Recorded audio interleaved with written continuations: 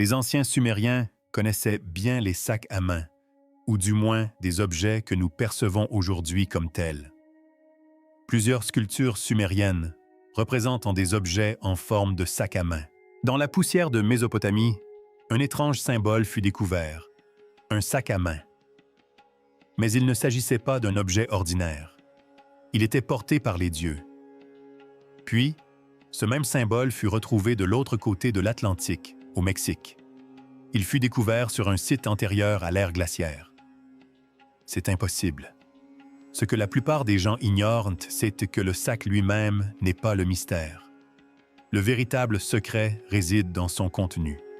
Et la réponse révèle une technologie perdue, une civilisation mondiale et une vérité qui pourrait tout changer. L'objet impossible de la Mésopotamie. L'histoire commence au berceau de la civilisation. Nous parlons de la Mésopotamie antique, au cœur des ruines du grand palais de Nimrud.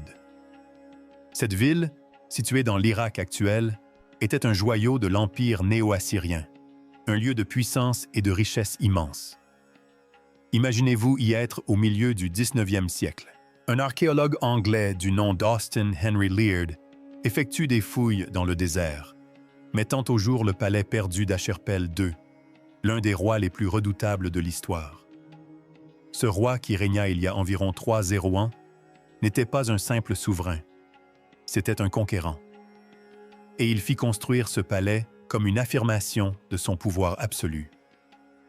Les murs étaient revêtus d'énormes dalles d'albâtre de gypse, des panneaux de pierre s'élevant à plus de 2 mètres de hauteur.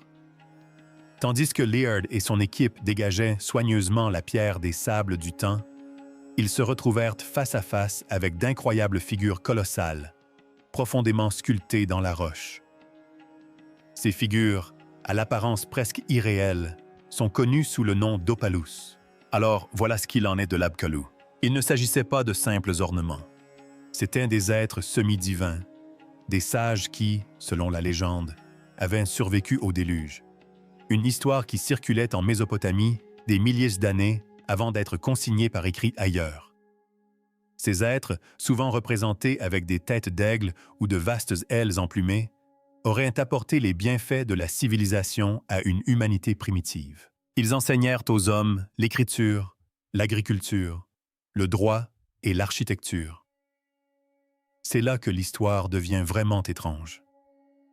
Les anciens textes samriens, antérieurs de plusieurs milliers d'années aux Assyriens, sont très précis à ce sujet.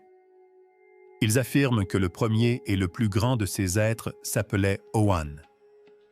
Et tenez-vous bien, Oan était décrit comme une créature ressemblant à un poisson, mais avec des pieds, un corps et une voix humaine sous sa tête de poisson. La légende, telle que rapportée par l'historien antique Barassus, raconte qu'Oan émergeait chaque matin du golfe Persique pour instruire les hommes primitifs. Il leur transmit les connaissances en lettres, en arts et en sciences. Il leur apprit à bâtir des villes, à fonder des temples et à rédiger des lois. Il leur expliqua les principes de la géométrie et de l'agriculture.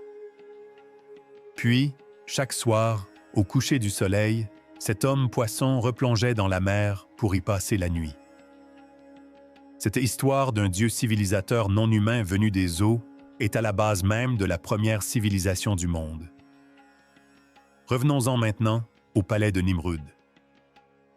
En examinant de plus près les sculptures de ces Abkalu ailés, descendants d'Oans, les archéologues remarquèrent que ces figures portaient presque toujours 2 objets très spécifiques et très étranges. Dans une main, elles tenaient ce qui ressemblait à une pomme de pin. Dans l'autre, elles serraient un objet qui laissait tout le monde perplexe, un sac à main, sans aucun doute.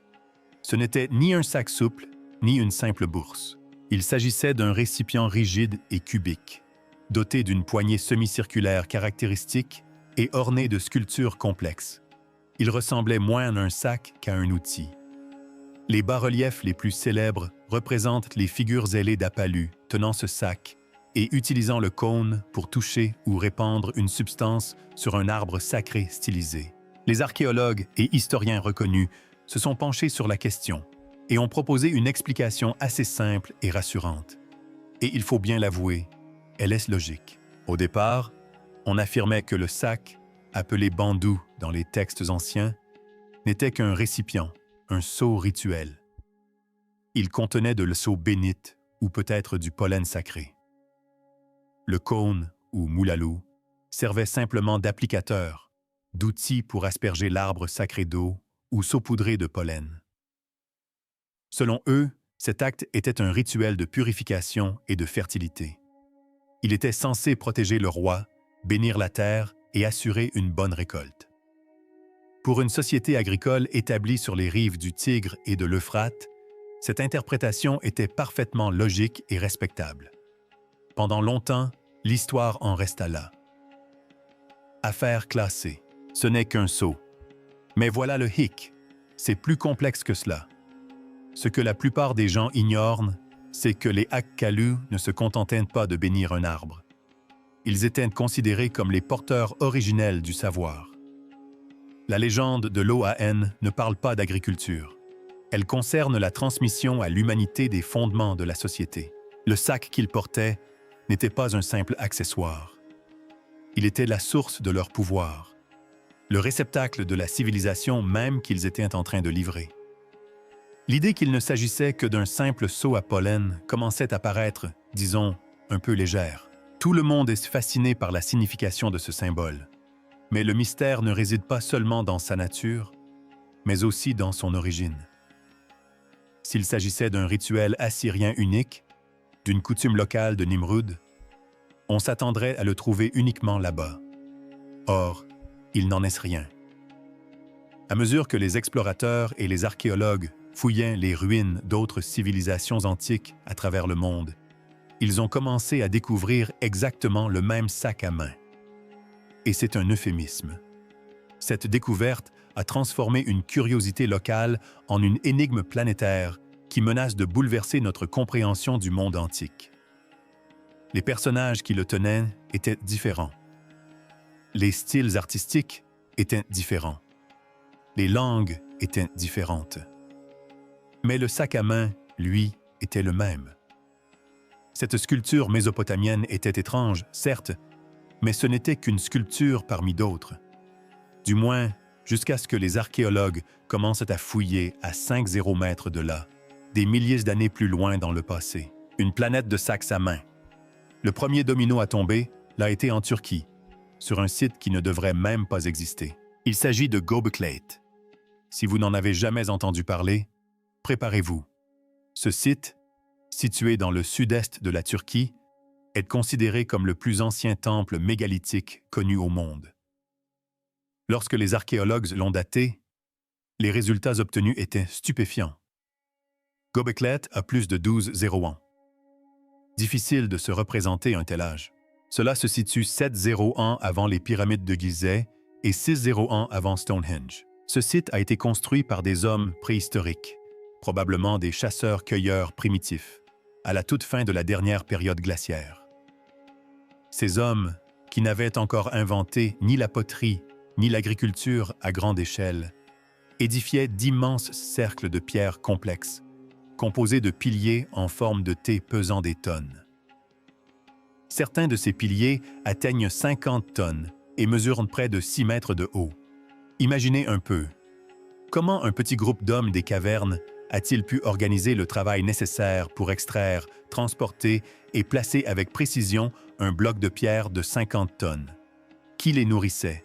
Qui a conçu ce site? L'existence même de Göbekli bouleverse le récit officiel du développement humain. Et tenez-vous bien, sur l'un de ces piliers, le pilier 43, que découvre-t-on? Gravé à même la pierre, avec une netteté remarquable, 3 sacs à main rigides aux anses semi-circulaires caractéristiques. Cette découverte est une véritable bombe. Elle signifie que le sac à main du symbole divin n'est ni sumérien ni assyrien. Il les précède tous de plusieurs milliers d'années. Il est plus ancien que l'écriture, que l'agriculture, que la civilisation elle-même. Alors, comment ces peuples primitifs le savaient-ils? Mais le mystère ne s'arrête pas là. Il traverse un océan. Voyageons 5 mètres à travers l'Atlantique jusqu'à l'ancienne Mésoamérique, au pays de la civilisation Mecque. Les Mecques sont la culture mère du Mexique, ayant prospéré vers 1200 avant Jésus-Christ. Ils sont tout aussi mystérieux que Göbekli Tepe. Leur civilisation semble avoir surgi toute formée dans la jungle, sans prédécesseur évident. Ils sont célèbres pour leurs têtes de pierre sculptées géantes. Ces têtes, pesant des tonnes, étaient extraites de montagnes situées à 120 km et transportées à travers d'épais marécages. Comment? Sur un site mecque appelé Lventa, des archéologues ont découvert une sculpture connue sous le nom de Stele Dix-9. Cette sculpture représente une figure, peut-être leur dieu sacré, Quetzalcoatl, le serpent à plumes descendant du ciel. Et dans sa main, que sert-il? Le même sac à main rigide et cubique. La ressemblance visuelle entre la sculpture de l'ancien Irak et celle de l'ancien Mexique est si frappante qu'il est impossible de l'ignorer. Il s'agissait de deux mondes totalement différents, séparés par un vaste océan pendant des milliers d'années. Ils n'avaient aucun contact. Ils n'auraient pu partager ni mythe, ni art, ni technologie. Et pourtant, on retrouve ici le même symbole unique, associé à un dieu qui, tout comme les dieux mésopotamiens, aurait apporté la connaissance et la civilisation à l'humanité. Le plus étonnant, c'est que ce phénomène se répète. Dans la civilisation toltèque, qui succéda aux Mecques, on retrouve également chez les Atlantes de Tula d'imposantes statues de guerrières de pierre tenant d'étranges objets rigides en forme de boîte. Bien que certains diffèrent, le thème du réceptacle de pouvoir demeure. Puis, on arrive jusqu'en Nouvelle-Zélande. Le peuple autochtone Maori possède ses propres récits ancestraux. Ils racontent l'histoire de leur dieu Téni qui monta jusqu'au plus haut des cieux et revint sur terre, rapportant avec lui 3 paniers. Et que contenaient ces paniers? Toute la connaissance et la sagesse divine des dieux, qu'il offrit ensuite aux hommes. Un autre continent, une autre culture, une autre histoire. Mais le thème central reste le même. Un être divin descend du ciel et livre aux humains les secrets de la civilisation dans un réceptacle spécial. On en retrouve même des échos dans l'Égypte antique. Les hiéroglyphes présentent d'intrigantes formes de sacs à main. Pensons aussi à l'Ankh-Ar, la clé de vie détenue par tous les dieux égyptiens. Elle possède une anse en boucle et une base. Et si l'Ankh n'était qu'une version stylisée en 2 dimensions de ce même objet, une clé, un outil, une source d'énergie. Voici donc le problème. Nous avons un symbole qui apparaît à l'aube de la civilisation, il y a 1200 ans, en Turquie. On le retrouve au berceau de la civilisation en Mésopotamie. Il apparaît également de l'autre côté de l'océan, au Mexique. Son histoire, celle d'un réceptacle de connaissances divines, se retrouve dans le Pacifique. L'archéologie conventionnelle n'a pas d'explication satisfaisante. Elle prétend qu'il s'agit d'une simple coïncidence. Elle évoque l'évolution convergente, l'idée que différentes cultures auraient inventé indépendamment le même modèle précis d'un simple panier. Mais il ne s'agit pas d'un simple panier. C'est un modèle très spécifique, rigide et inhabituel. La probabilité que plusieurs civilisations, séparées par des océans et des millénaires, aient toutes inventé exactement le même symbole pour la même idée de connaissance divine est infime, voire nulle. Ce n'était pas une coïncidence, c'était un message. Alors, si ce n'est pas une coïncidence, qu'est-ce que c'est? Qu'y avait-il de si important pour que cela soit révélé à toute l'humanité? Que contenait le sac? La machine divine. C'est le cœur du mystère. Le titre de cette vidéo le promet. Ce que contient ce sac ne devrait pas exister. Et lorsqu'on s'éloigne de la théorie courante du seau à pollen, les possibilités deviennent vraiment surprenantes. C'est là qu'on quitte les explications rassurantes pour se pencher sur ce que les preuves révèlent. Entrons donc sans plus attendre dans le vif du sujet. Première théorie. La banque de semences. C'est l'interprétation la plus littérale. Le sac contenait les germes de la civilisation. Cela correspond parfaitement aux légendes d'Apkallu et de Maui, où des dieux apportent la connaissance dans un récipient. Et si cette connaissance n'était pas seulement l'écriture, mais bien réelle? Réfléchissez-y. Juste après la dernière période glaciaire, à peu près au moment de la construction de Gobeksepp, un événement incroyable s'est produit, la révolution néolithique. L'agriculture n'a pas évolué lentement. Elle a explosé presque simultanément dans de nombreuses régions du monde, jusque-là sans lien entre elles. Le croissant fertile au Moyen-Orient, la vallée de l'Indus en Chine, la Mésoamérique. Était-ce un hasard? Ou bien les semences et le savoir-faire nécessaires à leur culture étaient-ils contenus dans ces sacs? Et si le sac était un conteneur high-tech à température contrôlée, destiné à donner naissance à un nouveau monde? Une sorte de boîte de la Genèse. Deuxième théorie. La source d'énergie portable. Cette théorie est encore plus audacieuse. Et si le sac n'était pas un simple contenant, mais un appareil, une source d'énergie portable? Tout le monde est fasciné par la façon dont les merveilles antiques ont été construites. Comment les blocs de plusieurs tonnes des pyramides ont-ils été soulevés? Comment la pierre de Pumapunku en Bolivie a-t-elle été taillée avec une précision quasi laser et des angles si parfaits que nous sommes incapables de les reproduire aujourd'hui? L'histoire communément admise raconte que tout cela se faisait avec de simples ciseaux à bois en cuivre, des rouleaux en bois et une main-d'œuvre considérable.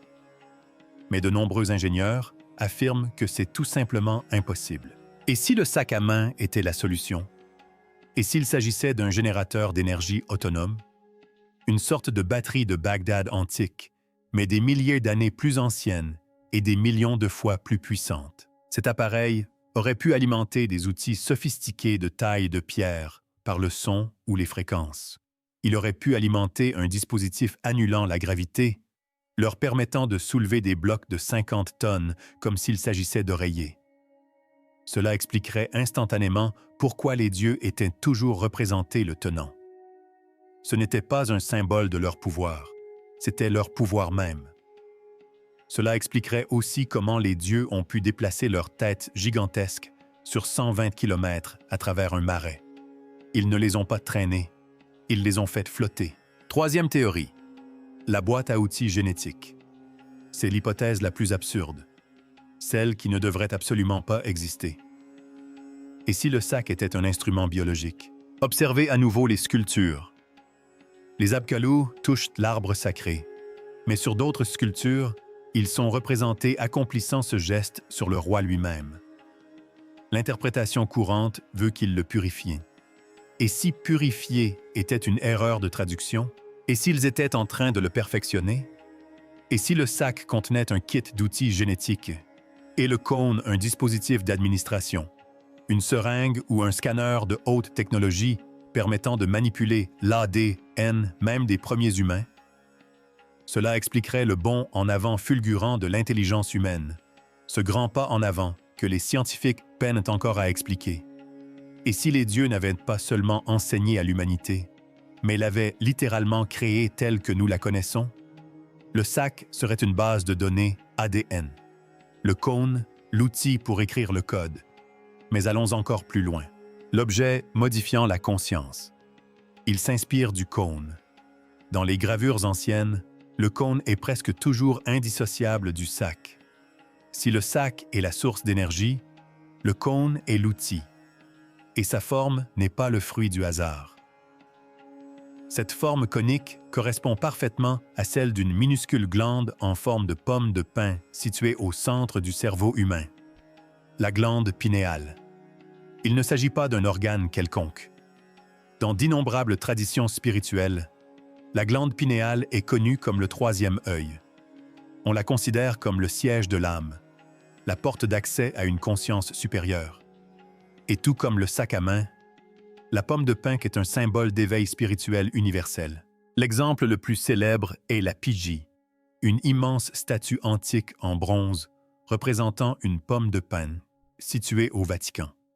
Alors, voici l'hypothèse. Et si le sac était un dispositif de terraformation, mais pour la conscience? Et s'il n'avait pas seulement amélioré l'ADN du roi, mais libéré une fréquence spécifique, une vapeur ou un champ d'énergie, débloquant ainsi l'accès à une pensée supérieure chez tous les premiers humains vivant à proximité? Cela expliquerait l'explosion soudaine de l'art, de la culture et de la pensée complexe à grande échelle. Ce n'était pas de l'eau, mais un aérosol d'illumination. Le projecteur de réalité. Celui-ci est vraiment hallucinant. Et si le sac n'était pas qu'un simple outil dans notre monde, mais un dispositif qui a créé notre monde? Et si c'était un fragment de code source, un dispositif quantique qui projette ou stabilise notre réalité physique? L'arbre sacré n'est pas un arbre réel, mais une représentation de cette réalité. À l'instar de l'arbre de vie de la Kabbale, les Apkallu ne sont pas de simples dieux. Ce sont des programmeurs ou des jardiniers qui entretiennent la simulation.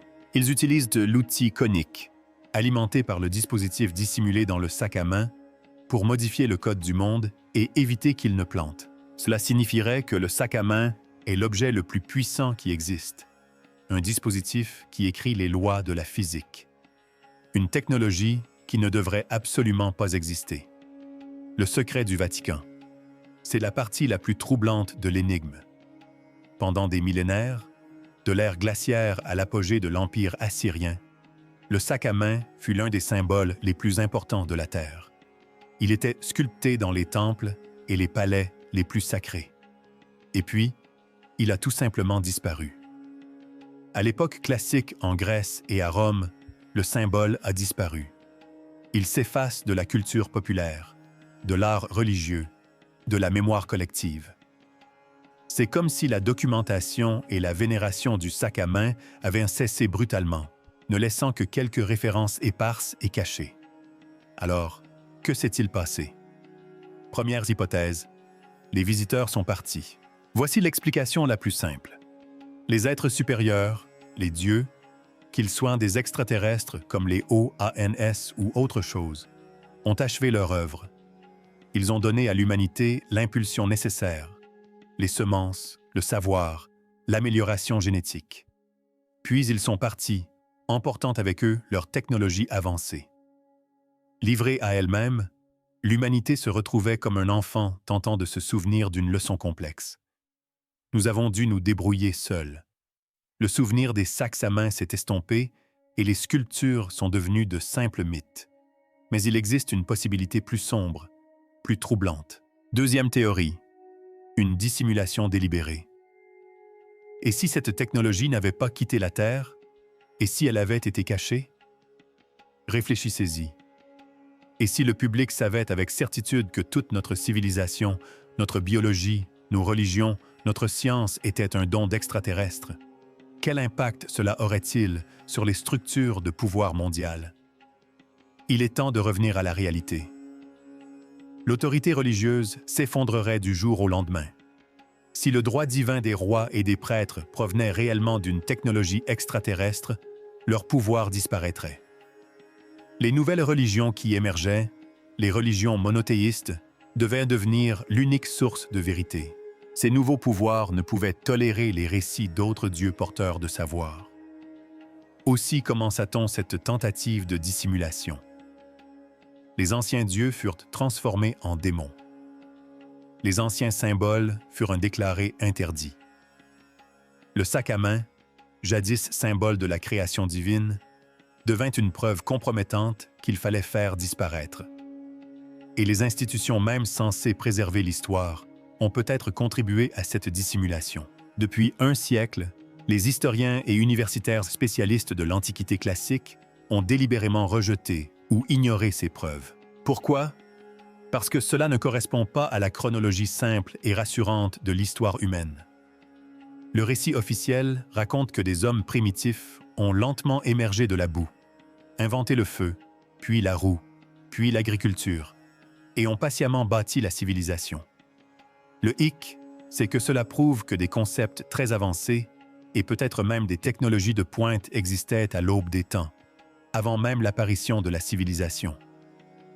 Oser suggérer cela, l'étudier sérieusement, revient à mettre un terme à la carrière de la plupart des universitaires.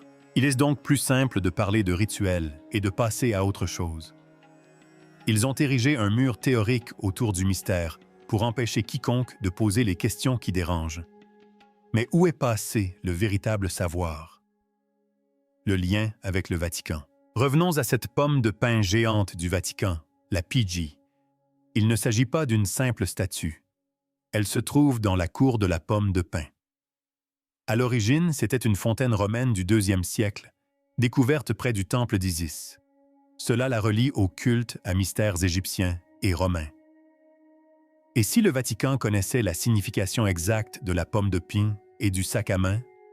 Et si, dans son ascension au pouvoir, l'Église catholique avait systématiquement absorbé toute la magie et les technologies païennes anciennes pour les enfermer dans ses fameuses archives secrètes?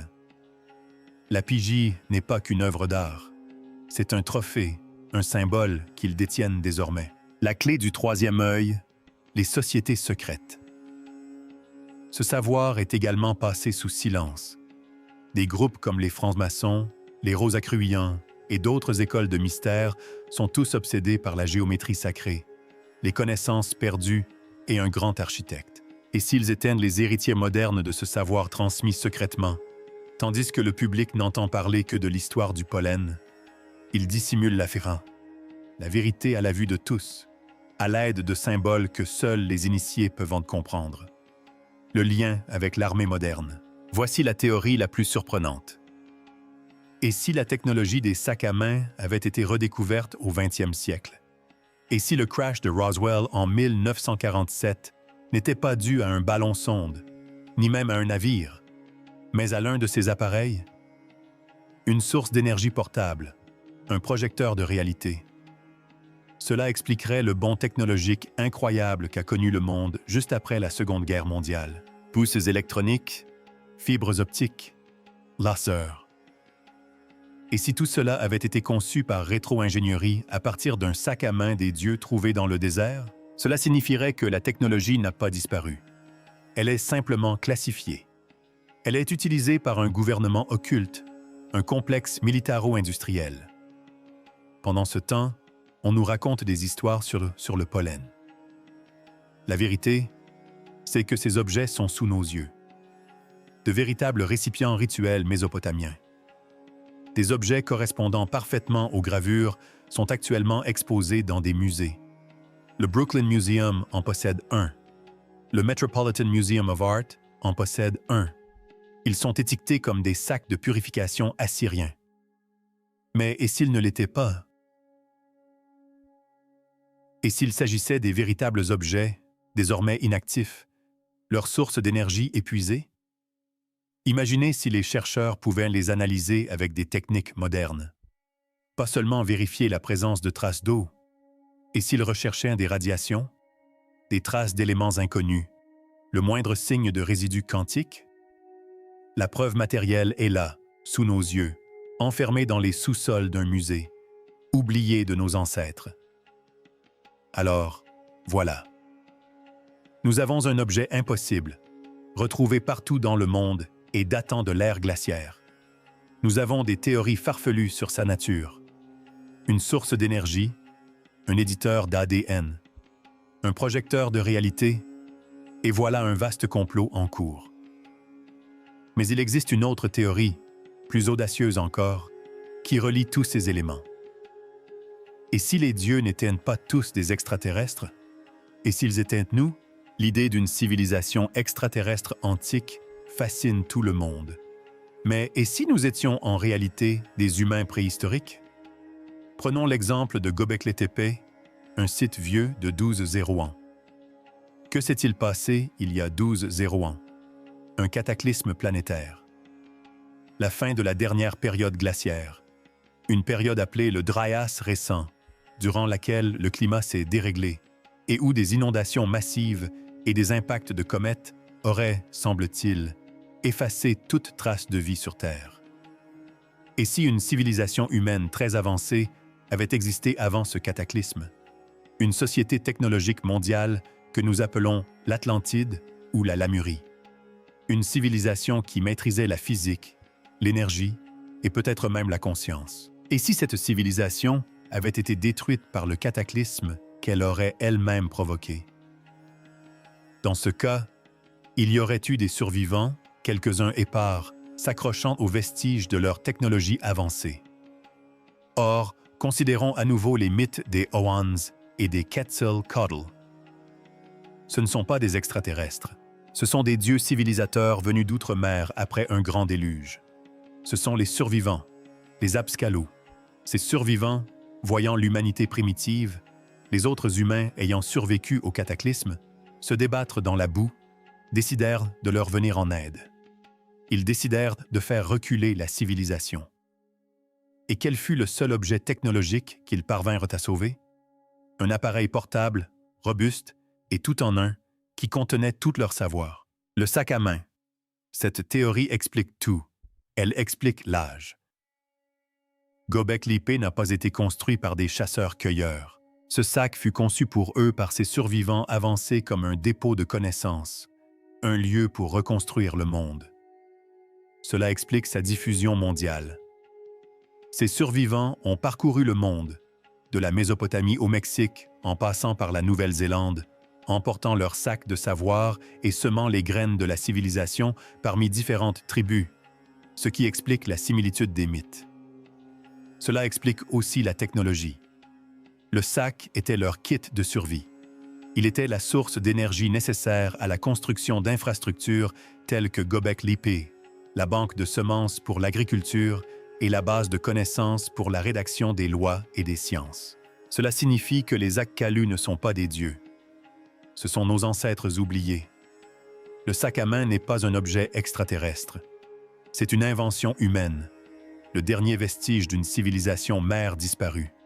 Mais cela soulève la question finale, la plus terrifiante. Si cette civilisation humaine avancée était si grande, où est-elle? Que leur est-il arrivé? Nous contemplons la réponse depuis des millénaires, et nous l'appelons mythologie. Nous voyons les sculptures des Anunnaki, les figures de Göbekli Tepe, les statues de Mesoamerica. Et que voyons-nous? Des dieux, des rois, des objets rituels.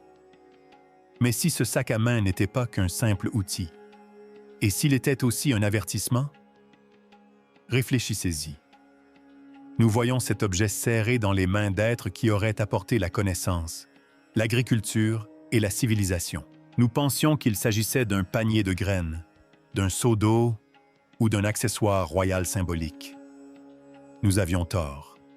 Nous pensions comme des agriculteurs et non comme des physiciens. Et si la technologie même contenue dans ce sac, la source d'énergie, le dispositif de distorsion de la réalité, était à l'origine du cataclysme? Et si, dans leur arrogance technologique, ils avaient déchiré le tissu de l'univers? Et s'ils ouvraient une porte qu'ils ne pourraient plus refermer? Imaginez une source d'énergie puissant son pouvoir dans d'autres dimensions. Imaginez un appareil capable de courber l'espace-temps. Ce serait l'outil ultime.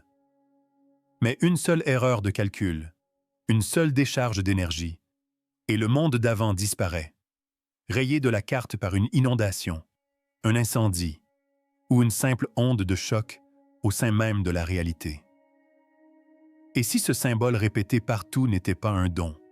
Et s'il n'était pas un signe de distinction? Et si c'était un message? Un avertissement des survivants, ces quelques-uns qui ont émergé des décombres de leur âge d'or, dispersés à travers le monde, laissant une trace indélébile. Un message destiné à la prochaine génération d'humanité. Ils n'avaient ni papier, ni disque dur. Ils avaient la pierre. Alors, ils ont gravé leur avertissement sur le support le plus durable qu'ils pouvaient trouver, le gravant sur les flancs des montagnes et les murs des temples. Ils nous révélaient nos limites et nous suppliaient de ne pas reproduire la même erreur. Ce symbole n'est pas une bénédiction. C'est un signe de quarantaine. C'est une tête de mort pour toute une civilisation. Un détail crucial nous échappe. Nous voyons les gravures, mais nous ne déchiffrons pas le langage. Or, il ne s'agit pas d'une simple théorie farfelue. Ces inscriptions sont gravées dans la pierre sur plusieurs continents, séparées par des océans que nous pensions infranchissables pour nos ancêtres. Elles sont exposées dans nos musées les plus prestigieux, étiquetés, objets rituels non identifiés. Tout converge vers une même vérité troublante. Notre histoire n'est pas celle que nous croyons. La chronologie soigneusement construite de l'homme primitif découvrant peu à peu le feu et la roue n'est qu'un leurre. Nous n'étions pas seuls. Et la technologie la plus avancée que le monde ait jamais connue se cache dans le sac des dieux. Alors, ce sac était-il un don des étoiles ou un avertissement de notre propre passé? Partagez vos théories dans les commentaires. N'oubliez pas de liker et de vous abonner.